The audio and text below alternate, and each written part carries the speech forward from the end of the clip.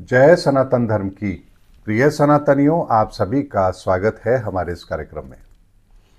सनातनियों, 7 दिसंबर 2024 ये दिन बहुत महत्वपूर्ण है और महत्वपूर्ण इसलिए क्योंकि आज ही के दिन लगभग रात को 12 बजे, यानी जब ये तारीख लगी होगी, कैलेंडर की तारीख 7 दिसंबर शुरू हुई है, उसके बाद से मंगल वक्री हो गए हैं। मंगल अपनी नीच राशि में स्थित है, यानी कि कर्क राशि में स्थित हैं और वक्री भी हो चुके हैं। ये अपने आप में बहुत ही विलक्षण स्थिति है और विलक्षण स्थिति इसलिए है क्योंकि मंगल सेना के लिए जाना जाता है, पुलिस प्रशासन के लिए जाना जाता है, युद्ध के लिए जाना जाता है, नियम कायदों के लिए जाना जाता है। अगर नियम कायदों को इस धरती पर लागू करने वाला ही ग्रह वक्री हो जाए और उस राशि में स्थित हो जहां से उसका नियंत्रण पृथ्वी पर सबसे अधिक होता हो, तो ये परिस्थिति क्या इशारा करती है, जरा इस बात को समझिए। सनातनी वीडियो मैंने आपको लेट इसलिए भी दिया है क्योंकि मेरे वीडियोस को देख करके बहुत लोग उस कंटेंट को कॉपी पेस्ट करते हैं और अपने तरीके से डरावने शब्दों का प्रयोग करके लोगों को डराने का काम करते हैं। इसीलिए अब जो महत्वपूर्ण वीडियो होते हैं मैं बिल्कुल ऐन मौके पर आप लोगों को देता हूं ताकि कोई उससे आपको डराने का प्रयास ना करे, क्योंकि ये जो परिस्थिति बन रही है ये अपने आप में विलक्षण तो है ही, लेकिन इसके नकारात्मक और सकारात्मक दोनों परिणामों को हमें समझना पड़ेगा। मान लीजिए किसी को फांसी की सजा हो रही है, तो ये नकारात्मक घटना है या सकारात्मक घटना है? उस व्यक्ति के लिए नकारात्मक घटना है, लेकिन उस समाज के लिए, उस देश के लिए वो एक सकारात्मक घटना है, क्योंकि फांसी की सजा अंतिम विकल्प होता है। इसी तरीके से अगर मंगल भी अब अपने उस रौद्र रूप में आ रहा है जहां वो कर्क राशि में भी है, अपनी नीच राशि में भी है और वक्री भी होने जा रहा है, और सनातनियों ये वक्री चाल उसकी 24 फरवरी को सुबह 7:30 बजे तक रहेगी। अब आप समझिए कि 7 दिसंबर 2024 से लेकर 24 फरवरी 2025 तक अगर मंगल की यही चाल रहने वाली है, और मैंने आपसे कहा था कि युग परिवर्तन का समय है 30 मार्च 2025 का दिन इतिहास के अंदर लिखा जाएगा, क्योंकि ये धर्म युग का पहला दिन होगा। तो ऐसे में आप ये समझिए कि मंगल ने किस तरह की तैयारी की है। अब एक एक शब्द को बड़े ध्यान से समझते जाइए। आपको इस पूरे खगोलीय घटनाक्रम का मैं विस्तृत विवरण दे रहा हूं।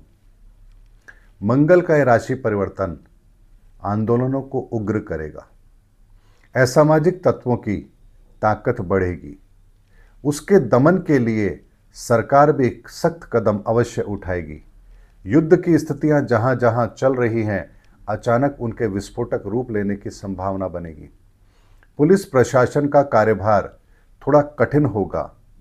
असामाजिक तत्वों को कंट्रोल करने में उन्हें थोड़ी ज़्यादा मुशक्कत करनी पड़ेगी।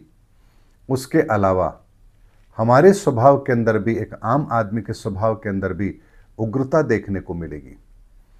रक्त संबंधी विकार भी यहाँ पर पैदा होंगे, और सबसे महत्वपूर्ण बात है, इस समय पर कैंसर पेशेंट्स जो होंगे उनकी परेशानी भी बढ़ेगी और कुछ नए पेशेंट, यानी कि कैंसर की बीमारी की घटनाओं में थोड़ी वृद्धि होगी।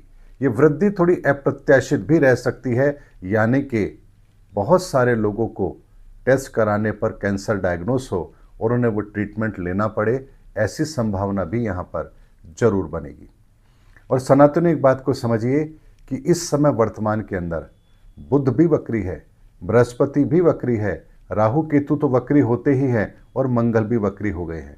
ऐसे में 5-5 ग्रहों का वर्तमान में वक्री चाल चलना और उसके अलावा मंगल का इतने लंबे समय तक 24 फरवरी तक वक्री रहना, ये इस बात का इंडिकेशन है कि जो परिस्थितियां आपको अब तक सामान्य नजर आ रही हैं, अचानक से उनमें विस्फोटक स्थिति पैदा होगी।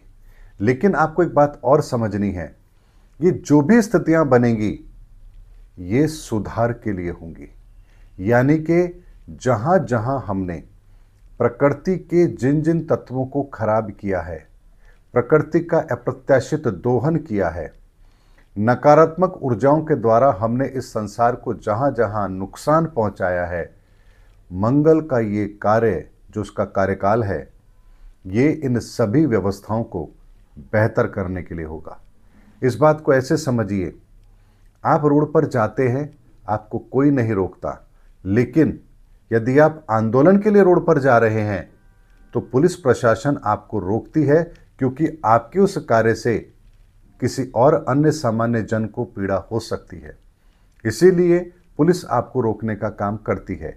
ठीक इसी तरीके से ब्रह्मांड के अंदर भी जो ग्रहों की परिस्थिति बनी है वो इसी तरह की है कि जहां आप कुछ ऐसे कार्य कर रहे हैं जो आपको नहीं करने चाहिए, ये नियम के विरुद्ध है, प्रकृति के विरुद्ध है, और इससे इस धरती को बहुत नुकसान भी हो रहा है और आप मान नहीं रहे हैं, और आपके इस कार्य से इस प्रकृति का संतुलन बिगड़ रहा है।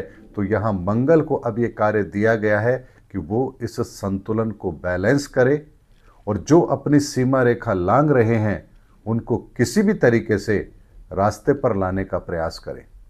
इसीलिए इस समय पर धरती के भीतर भी हलचल तेज होगी, आगजनी को लेकर के भी कुछ घटनाएं होंगी, कुछ विस्फोटक स्थिति पैदा होगी, यानी कि अचानक से कहीं पर कोई विस्फोट हो रहा है।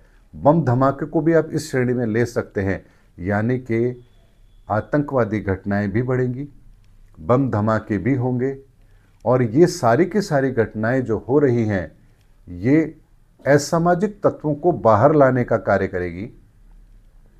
पुलिस प्रशासन को अपना कार्य और बेहतर करने के लिए प्रेरित करेगी, सरकारों को सख्ती करने के लिए प्रेरित करेगी, और जहां जहां जो लोग सत्ता पर चिपक करके बैठे हैं और जनता को परेशान कर रहे हैं, उनकी सत्ता भी अब हिलने वाली है।